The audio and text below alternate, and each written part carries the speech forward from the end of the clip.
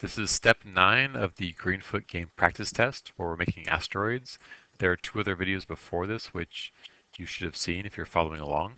So currently we're already on step 9, and let me show you what functionality we have so far. So far in our asteroids game we have a ship that turns. Pressing up arrow moves the ship in its direction. And we also have screen wrapping. So if you go off one side of the screen, you pop out the other side. And same is true for up down. So up down, I can pop off the top of the screen and appear back on the bottom of the screen. We also have bullets working. So pressing space fires bullets. And so already the ship's motion is it feels really good actually. All right, so there's that. Next up, we're on step 9 where it says add an asteroid actor and set its image to large asteroid.png. So that's easy to do, no problem there. We'll right click actor, new subclass. We'll call this asteroid and go ahead and go to the images folder that you downloaded from my website. Mine's on my desktop, and choose the large asteroid image. So there's a big asteroid, check, say OK. Then it says add a default constructor that initializes the angle of the asteroid to a random angle. So I'm going to go ahead and I'm going to copy this here. So inside our asteroid code, we're going to add a default constructor. So remember, make sure you're doing this inside the braces so you're inside the actual class. All right, so here's this guy. Check. So remember, a constructor is a specialized method that helps set up an object when it first gets created. And so in this case, we have our asteroid constructor. So the goal for this constructor is to set the asteroid's direction to a random angle from 0 to 360. So we need 2 things to do this. We need to be able to set the direction of an actor, and to do that you can use this function from the API, set rotation. So this is in the actor API. There's a set rotation, so we'll use this, but instead of hard coding an angle, we need to pass in a random value. So random values are found under the Greenfoot class. So in the Greenfoot class itself, there's a function called getRandomNumber. So remember, it's static, which means you just say the class name and then dot whatever. In this case, Greenfoot dot getRandomNumber. So that's what we're going to go ahead and use. All right, so here's our asteroid code, and inside this constructor, let's go ahead and do this stuff. So first I'm going to say int angle equals Greenfoot dot getRandomNumber and 360. This will choose a value between 0 and 359 because that's how the getRandomNumber works. If you read the instructions for this function right here, it says returns a random number between 0 and the limit, but the limit is excluded. So if you put 10 there, it'll go from 0 to 9. If you put 20 here, it'll go from 0 to 19. So the endpoint is not included, but 0 is. So we have that here. So this will give us 0 to 359, which is what we want. All right, so there's that. Then let's set the rotation of this actor to that angle. So now, when an asteroid is first created, it will choose a random number and then set its angle to that. That's what we want. All right, next up, add a global variable int speed and initialize it to 1. So no problem there. So we have integer speed equals 1 as a global variable. And it says copy and paste your code from steps 8 and modify it so the asteroid, when it goes off screen, it appears on the opposite side. All right, so our ship already does the motion of if you fly off the edge of the screen, pop up on the other side. So we're going to go ahead and copy that code. So if I go to my ship code, This section here was the code that was making the ship pop up on the opposite side of a screen when it goes off screen. So we're going to copy this from here and paste it into our asteroid code. So inside the act function, we'll put it there. Check.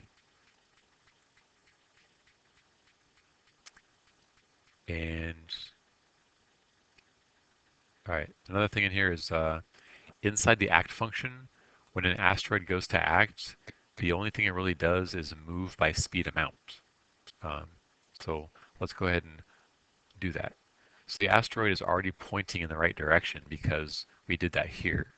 And in the act function, all we want to do is move by whatever amount the speed is. And right now we have a speed of 1, so asteroids move slowly, but that's okay. So move by 1. If you go off the edge of the screen, then pop up on the other side. That's the way an asteroid behaves. That's it for step 9, so let's try this out. I'm going to go ahead and compile. I guess it won't do anything because we never created asteroids, so let's hold off on watching the code. All right, step 10. Modify your world code so that every 150 act steps, a new asteroid is added to a random location. Well, this implies we have to actually have a counter counting act steps so that when we get to 150, we can take some sort of action. So let's go to our world code, open up your asteroid world, and let's add a counter to our world. So int counter equals 0 to start with. So there's our global variable. And so far, the asteroid world doesn't even have an act method, so we need to add an act method. Remember, all actors are capable of having an act method, and so is the world. So let's add an act method. Public act, well, public void act, no parameters, and all right, cool. So now we have an act method, so the world will do whatever this says to do every act step. And so for us, we'd like to increase the counter. So the counter starts off at 0, and every time the world goes to act, it'll simply increase the counter. Then every 150 steps, we want to create an asteroid, and I think it says make one at a random spot. So every 150 steps, make a new asteroid and add it to a random location of the screen. Let's go ahead and do that. All right, so first, if counter has reached 150, here's one way you can do this. Then we'd like to create a new asteroid. So asteroid go equals new asteroid. That creates an asteroid. And then we'll add object. We'll add Joe, the asteroid, to a random location on the screen. And for that, I'm going to go ahead and make some variables. Int x equals greenfoot dot get random number, which we've used before. And I need it to be between 0 and the width of the screen. So there's the width of the screen. Same thing for y, but grab the height of the screen. That way, x will be set to a random number between 0 and the width of the screen, and y will be set to a random number from 0 to the height of the screen. Well, technically a height minus 1, but that's good enough. So let's add Joe to this random location of the screen. And then finally, reset the counter. So counter equals 0. That way it can start climbing again up to 150. If you don't reset the counter will, well, then you'll have an asteroid created every single time after 150. That'll be way too many asteroids. So compile this. Let's run it and see what we get. So the ship's kind of hanging out, and there we go. After 150 act steps, a new asteroid pops up somewhere randomly on the screen. And it's possible the asteroid will pop up on the ship, but that's just what we're going to do for now. So on your own, you can modify that so it can't do that. But there we go. We have asteroids popping up at random locations, and they're going in a random direction. So cool. There's that.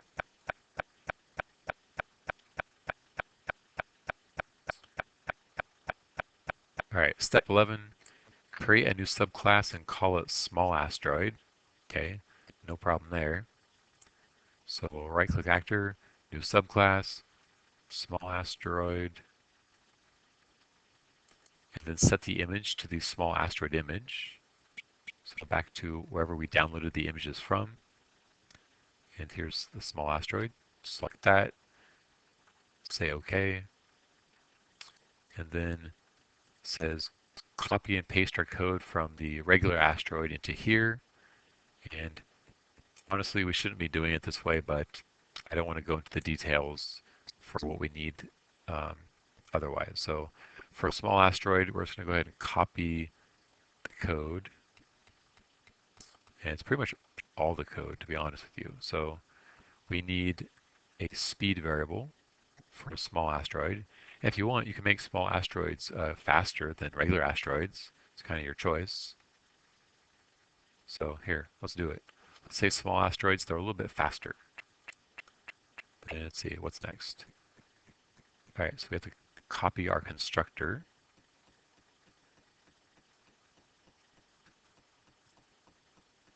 So after the global variable, the constructor, its name has to be small asteroid. And same thing, it chooses a random angle when it gets created. In the act function, let's go ahead and copy this whole thing down. Check. And let me resize my window so I can actually see all this stuff, or so you can see it. All right, so let's replace this act function with the one from the regular asteroid. All right, so now the small asteroid will move by 2 units, which is faster than a regular asteroid, and it will also wrap around the screen. So there's that. Okay, so that's step 11. Next, when a regular asteroid touches a bullet, an explosion sound plays, and the asteroid blows up into 3 smaller asteroids, each going in random directions. All right, so there's a few parts here. First we have to find out how to have an asteroid detect that it's touching a bullet and to play a sound, explosion.wave, when it happens. So let's go to the asteroid code and start detecting when a bullet is crossed. So open up the regular asteroid code, and inside our regular asteroid code, after moving and wrapping around the screen, let's go ahead and test for bullets. So to find out if one object intersects another one, there are a few ways to do this in Greenfoot. And since I'm on a slightly older version of Greenfoot, I'm going to have to use, okay, go to Actor. Inside Actor, there's actually a bunch of ways to do this. There are all of these ones. The easiest one to use, I think, is this one here called get one intersecting object. To use this, you pass in a class name and it returns just whatever actor you're actually touching at the time. And it returns it as an actor. So pay attention to this because it returns an actual actor, not an asteroid. Um, it's of type actor. So let me just go ahead and copy this guy and start using it. So when our ship crosses a bullet, we're going to use that function to know if it's touching something. So in here, we have to pass, so to use the get one intersecting object function, you have to pass in a class type. And so for us, we want to say bullet.class. Okay, then remember this get one intersecting object, it returns an actor. So let's save this into an actor. Actor Joe equals that, whatever you want to call it. Then there's 2 cases. Either Joe is null if there was no intersection, or Joe will be the bullet you crossed into. So let's see. So if Joe is not null, that means Joe actually exists. You did cross an actor of type bullet. Then we'd like to play a sound. So Greenfoot dot play sound, and then I forget the sound file. It's explosion.wave. All right, so let me test this out to make sure this part works. So first, find out if we're touching a bullet and save that actor into Joe. If Joe's not null, that means Joel does exist. It does exist, and so we'll play an explosion sound.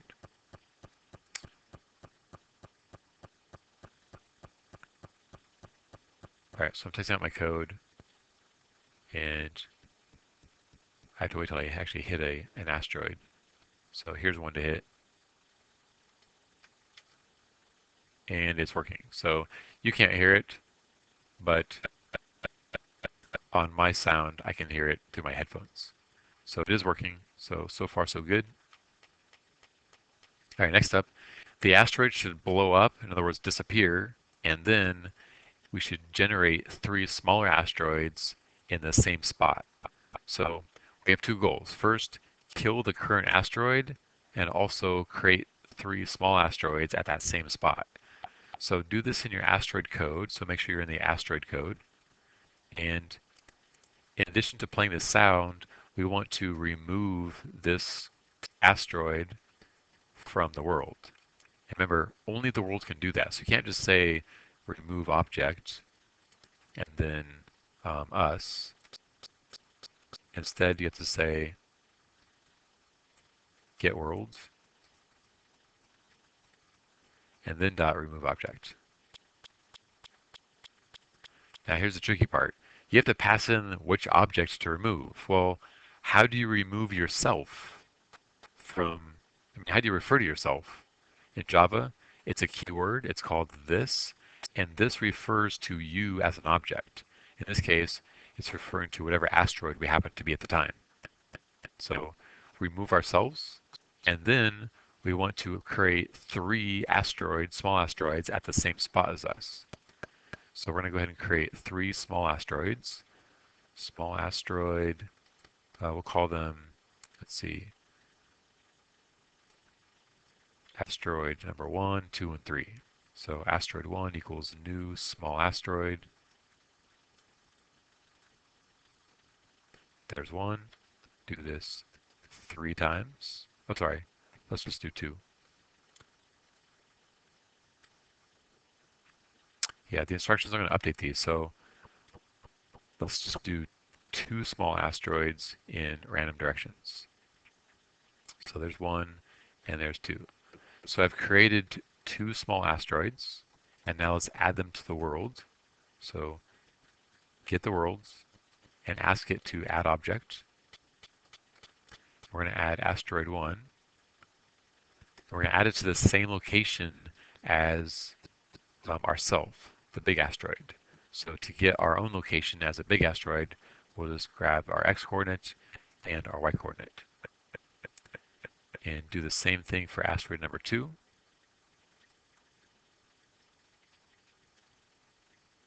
Okay, so here's our code. We created 2 small asteroids, the objects themselves. Then we asked our world to add these objects to our own x and y position. Now this will not work. It'll compile fine probably, but it's going to crash. And let me go ahead and let it crash. Compile, run. Now as soon as the asteroid pops up, here's one. All right, so Java crashed, and it's saying illegal state exception, actor not in world. An attempt was made to use the actor's location when it was not in the world. And the line number, it's specified here. It says this is on asteroid act method line 50. So let's go to line 50 and find out what's wrong. So here's line 50 here. Well, the problem is this. We're trying to get our own x-coordinate and our own y-coordinate, but the problem is that we already removed ourselves from the world, so we don't have an x and y coordinate. So the order in which you do things makes a difference. You can't remove yourself and then ask for your x and y positions because you don't have them anymore. So we'll move this to below this code, and that will make the difference. So first we create 2 small asteroids, put them at our own location, then destroy ourselves. That's the proper order. All right, so Let me kill this terminal window, recompile, and retry. All right, so after 150 act steps, an asteroid pops up. If I shoot it, it blows up into two small asteroids. And since asteroids automatically choose random locations when they're made, the small ones just, they look like they're blowing up, but what they're really doing is they're moving faster, and their constructor is choosing a random location or a random direction to move in. So now we've got pretty good gameplay already. We've got, geez, it's pretty good. So yeah, this game's already kind of getting difficult because I'm trying to talk and play, but asteroids are popping up like crazy. So far it's a pretty fun game actually. All right, back to our instructions to see where we are. So we did step 12, check. And now on to step 13. All right, when a small asteroid touches a bullet, an explosion sound plays and is destroyed. I don't think we have that yet. Let me reset my code and see. So I can blow up big asteroids, that's fine. But when there's smaller asteroids, I don't think they're destroyable yet. Let's find out. Yeah, now the bolt's going right through the small asteroids. So let's update our code to destroy small asteroids. So the code's going to be pretty much the same as this one. We're just going to copy this basically and put this into small asteroid. All right, so after wrapping around the edge of the screen, we're going to say find out if this asteroid is touching a bullet and save that actor into Joe. If Joe actually exists, because it's not nothing, then play sound explosion. Let's not create any more asteroids, but instead just remove ourselves. So small asteroids, they just play a sound and die, and that'll be sufficient for small asteroids. So test out your code. It should be working up to this point, and that takes us through step 13. So we'll end the video here, and we'll continue next time with step 14.